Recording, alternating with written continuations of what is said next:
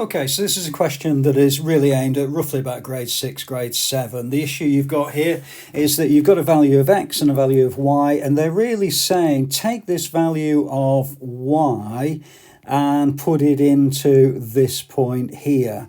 Okay, so what we're going to do is we're going to rewrite the value of x as x equals 5 over 9, and rather than writing y, I'm going to write 5 over 5a minus 2, close the brackets, and then plus 5.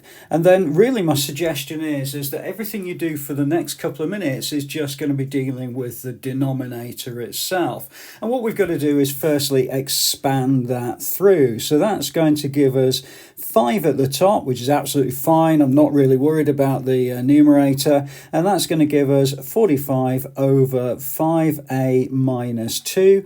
And that's going to be plus 5. So what we've effectively got is two fractions at the bottom. It's 45 over 5a minus 2 plus 5, if you like, over 1. So what we've got to do is make the denominators of the denominator the same.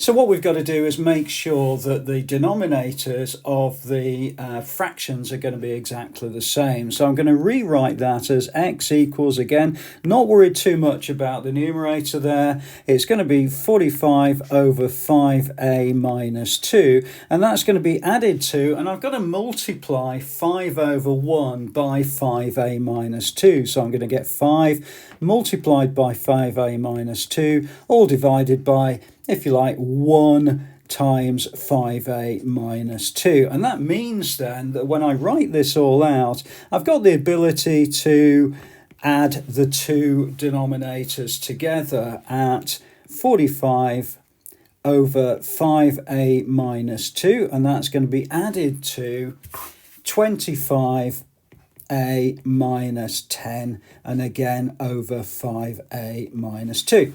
Okay, so let's add those two together, and I'll be in a position then where I've got something that I can actually work with, which is x equals 5 divided by 45, take away 10 is going to be 35, and I've got plus 25a.